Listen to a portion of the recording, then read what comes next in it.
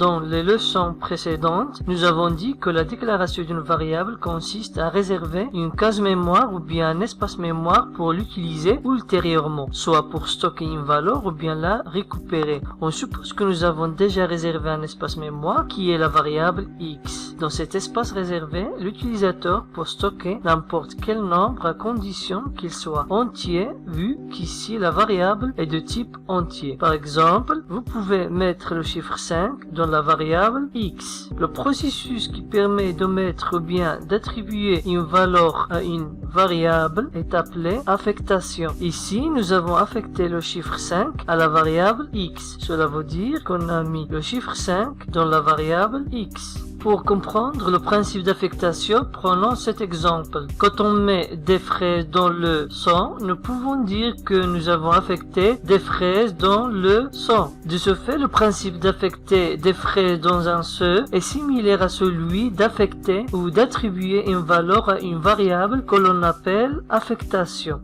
En se basant sur l'activité d'introduction que nous avons vue tout à l'heure, nous pouvons définir l'affectation comme suit. L'affectation est une opération qui consiste à attribuer à une variable soit une valeur particulière, soit une valeur contenue dans une autre variable. Ça veut dire que nous pouvons attribuer à une variable une valeur qui est déjà stockée dans une autre variable. Aussi, l'opération d'affectation consiste à attribuer à une variable une valeur obtenue à partir d'un calcul. D'une manière générale, l'affectation est représentée en algorithmique par une flèche orientée à gauche. La flèche se lit reçoit. Maintenant, nous allons voir la syntaxe d'affectation. Pratiquement, pour écrire une instruction d'affectation, on écrit le nom d'une variable à gauche et la valeur de celle-ci à droite, séparée par une flèche orientée à gauche et qui se lit reçoit comme nous l'avons indiqué préalablement. Par exemple, A reçoit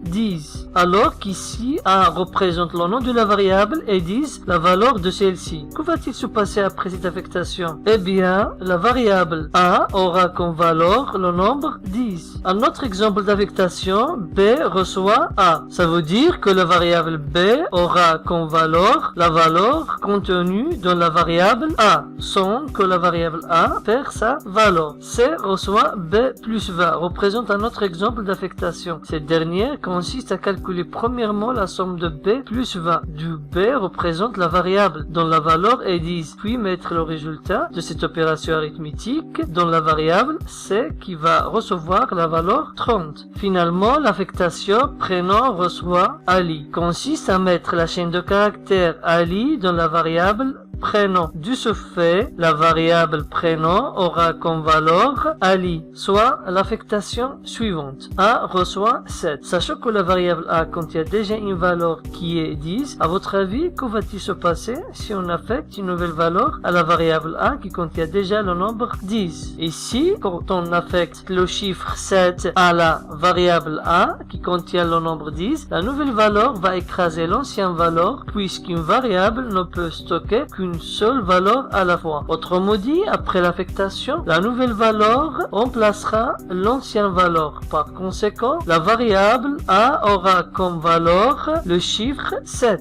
Soit aussi l'affectation A reçoit A plus 5. Dans cette affectation, nous avons ajouté le chiffre 5 à l'ancienne valeur de la variable A qui est 7. De ce fait, A veut désormais 12.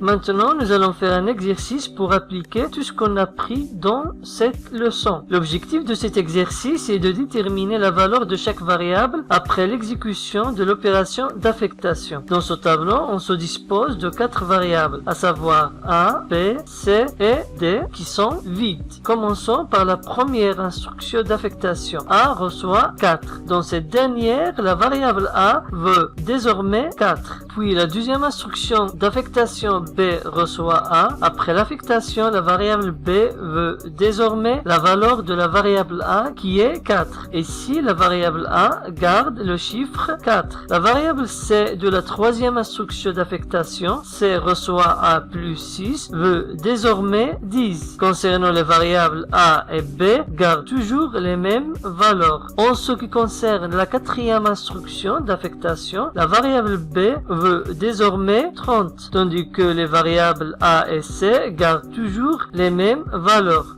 Ensuite, dans la cinquième instruction d'affectation D reçoit B moins C, la variable D aura comme valeur 20. Ici, j'aimerais bien noter que l'ancienne valeur de la variable B est écrasée et elle est remplacée par la nouvelle valeur qui est 30. Concernant les variables A, B et C, gardent toujours les mêmes valeurs. Dans la sixième instruction d'affectation C reçoit 5, la variable C veut 5, tandis que les variables A, B et D gardent toujours les mêmes valeurs. Finalement, dans la dernière instruction d'affectation, A reçoit B plus C moins D, la variable A vaut désormais 15, tandis que les autres variables gardent toujours les mêmes valeurs.